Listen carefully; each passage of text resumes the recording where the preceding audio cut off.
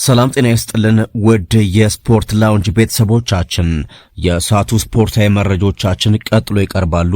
ለቻናሉ አዳዲስ የሆናችሁ ቤተሰቦቻችን ቻናሉን ሰብስክራይብ፣ ላይክ እና ሼር እያደረጋችሁ አብራችሁ እንድትዘልቁ እንጠይቃለን። በተለይም አዳዲስ የሆናችሁ ተከታታዮቻችን ሰብስክራይብ በማድረግ እንድትጀምሩ በአክብሮት እንጠይቃለን። ወደ መረጃዎቻችን እናልፋለን። በዓለም ዋንጫው ብራዚል ከሞሮኮ የሚያደርጉት ጨዋታ ይጠበቃል። የአምስት ጊዜ የዓለም ሻምፒዮና ብራዚል ለ4 ዓመታት ወደ ራቀችበት ዋንጫ ለመመለስ መንገዷን ዛሬ ትጀምራለች። በአገራት የደረጃ ሰንጠረዥ 6ኛ ላይ የምትገኘው የካርሎ አንቸሎቲ ቡድን ብራዚል ከጅምሩ እስከ ዛሬ ከዓለም ዋንጫ ተሳትፎ ቀርታ የማታውቅ ብቸኛ ሀገር ናት። የዚህ ጨዋታ አበይት መነጋገሪያ የሆነው ግን የኔይማር ጁኒየር አለመሰለፍ በካርሎ አንቸሎቲ መረጋገጡ ነው። ሆኖም በስፔን ኃያላን ክለቦች የሚጫወቱት ራፊኒያና ቪኒሲየስ ጁኒየር የትኩረት ማዕከል ሆነው ልዩነት ሊፈጥሩ እንደሚችሉ በብዙዎች ዘንድ ይጠበቃል። በተለይም የባርሴሎናው ራፊና በቀደመው የዓለም ዋንጫ የተለየ ትዝታ ነበረው። ኳታር ላይ በክሮሺያ ተሸንፈው በሩብ ፍጻሜ ሲሰናበቱ 6 ኢላማውን የጠበቀ ሙከራ አድርጎ ግብ ሳያስቆጥር መውጣቱ በልዩነት እንዲቀመጥ አድርጎት ነበር። በዚህ ዓመትም ከየትኛውም የብራዚል ብሔራዊ ቡድን ተጫዋች በላቀ መንገድ የግብ ተሳትፎ አድርጓል። 5 አስቆጥሯል። 2 ለግብ የሚሆኑ ኳሶችን አመሻሽቶ አቀብሏል። በእግር ኳስ ታሪክ ከታዩ ውጤታማ አሰልጣኞች አንዱ የሆኑት አንቸሎቲ ከ1982 ዓለም ዋንጫ ጀምሮ ምድቡን በቀዳሚነት እያጠናቀቀ የመጣውን ቡድን ክብረ ወሰን ማስቀጠል የሻምፒዮንነት ጉዞ አንድ እርምጃ እንደሚያደርጉ ይጠበቃል። ሴልሳዎቹ ባለፉት ሩብ ዓመታት ለዓለም እግር ኳስ በርካታ ውድ ልጆችን አበርክተው ነገር ግን ከማንም በላቀ ሁኔታ ደጋግመው በነገሱበት መድረክ አይመለሱም ወይ ለሚለው ጥያቄ የመልሱ መንገድ ዛሬ ሌሊት 7 ሰዓት ይጀምራል። የአትላስ አናብስት በቅርብ ዓመታት በአፍሪካ እግር ኳስ ግዙፍ የለውጥ እንቅስቃሴ አካሂደዋል። ይህ ግዙፍ እንቅስቃሴ አፍሪካውያን አይቶት በማያውቁት ሁኔታ ወደ ዓለም ዋንጫ ግማሽ ፍጻሜ አድርሰዋቸዋል። ከ2022 በኋላ በዓለም ዋንጫ የአፍሪካ ጣራ ግማሽ ፍጻሜ ሆኗል።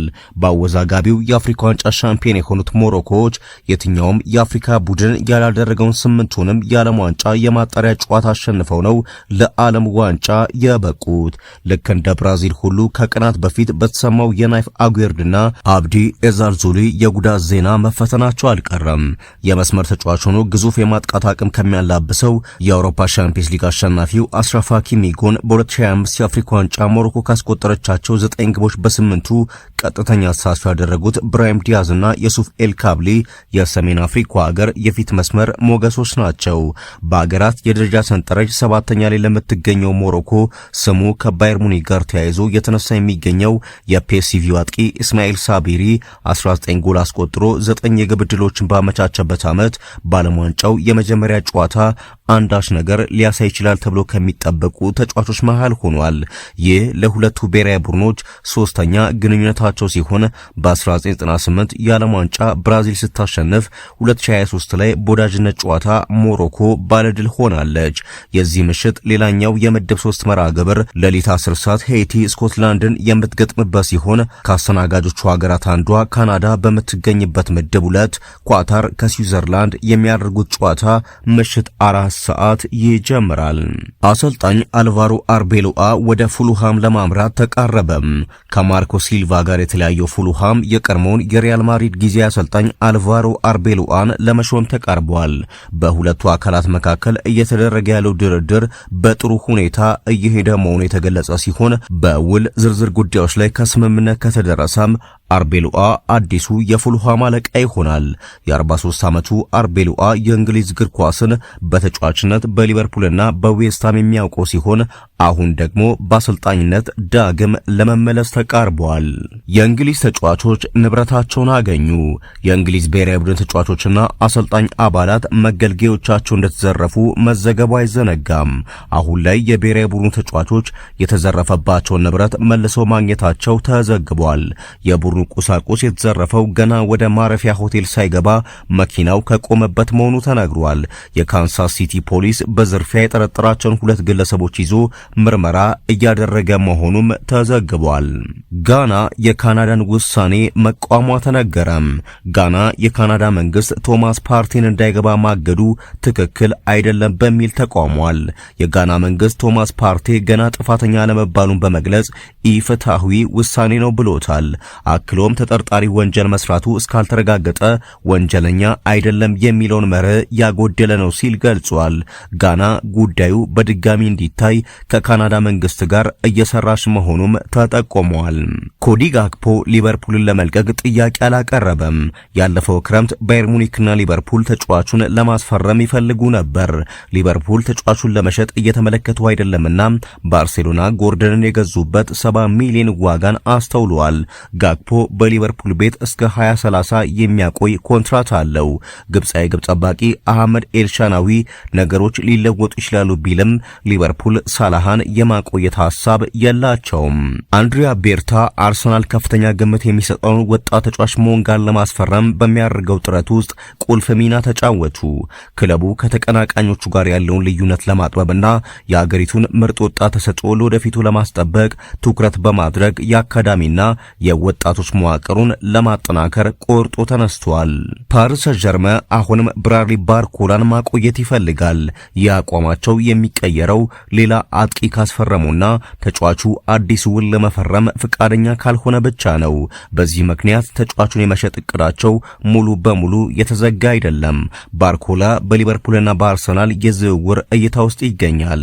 የሊቨርፑል የአሁኑ ትኩረት በፒኤስጂም ጭምር በሚፈልገው ያን ዲያሞንዴ ላይ ሲሆን ሞርጋን ሮጀርስ ደግሞ የአርሰናል ዋነኛ የዝውውር ኢላማ ነው። ሩበን አሞሪም የኤሲ ሚላን አሰልጣኝ ለመሆን ቀዳሚ እጩ ሆኑ። የቀድሞ የማንቸስተር ዩናይትድ አሰልጣኝ ሩበን አሞሪም አዲሱ የኤሲ ሚላን አሰልጣኝ ለመሆን ቀዳሚ እጩ ሆነዋል። ፖርቹጋላዊ አሰልጣኝ ባለፈው ጥር ወር ከማንቸስተር ዩናይትድ ከተሰናበቱ በኋላ ያለ ስራ ነበር የቆዩት። አሁን ላይ ከኤሲ ሚላን ጋር የመጀመሪያ ንግግር ፖርቹጋል ላይ ማድረጋቸው ታውቋል። የጣሊያኑ ክለብ ለቻምፒየንስ ሊግ አለማለፉን ተከትሎ በአሰልጣኝ እንዲሁም በስራ አስፈጻሚ ሰራተኞች ላይ ከፍተኛ ለውጥ አድርጓል።